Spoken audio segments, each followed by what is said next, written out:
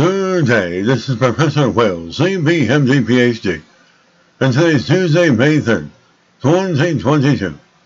It is 6:17 and 50 seconds, a.m. Eastern Standard Time, and today's research, babies' complications.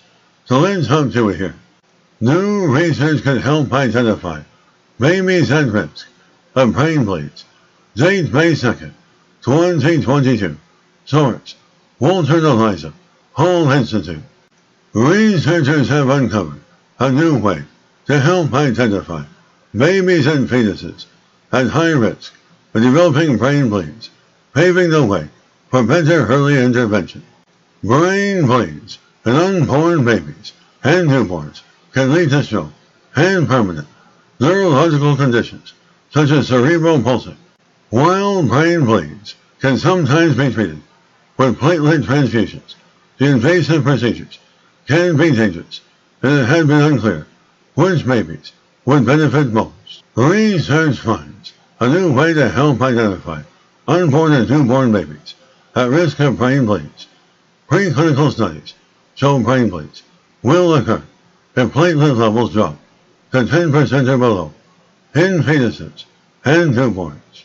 The new threshold could be used to determine which babies should have treatment, transforming platelet transfusion practices, and avoiding unnecessary procedures. Researchers are investigating how levels of platelets, small blood cells, best known for enabling blood clots, affect brain bleeds to better understand when platelet transfusion should be deployed. The research also indicates that babies may develop protection against brain bleeds 2 weeks after birth, with bleeding no longer triggered by very low platelet levels beyond this age.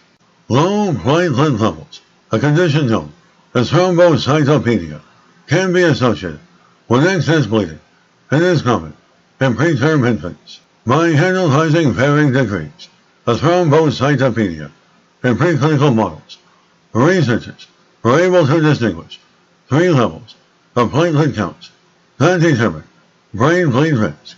They found brain bleeds in unborn or newborn babies were guaranteed if their platelet count dropped to 10% or below, while a moderate platelet level between 10 to 40% could potentially trigger a brain bleed. Babies with over 40% of platelets weren't at risk of developing the condition at all. Platelet transfusions are currently given to babies in that moderate range who may not even experience brain bleeds. Working out the thresholds of platelet levels that will always lead to brain bleeds and the range that may not is critical. The findings can help determine which babies can safely receive a platelet transfusion after birth and where the threshold could be lowered to avoid unnecessary and risky transfusions.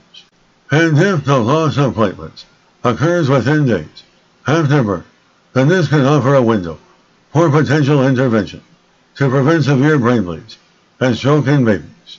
Analyzing why protection against brain bleeds forms 2 weeks after birth would be an important next step, as well as investigating which proteins and genes are involved. We need to see how, or even if, platelets and brain blood vessels work together to build resistance to brain bleeds.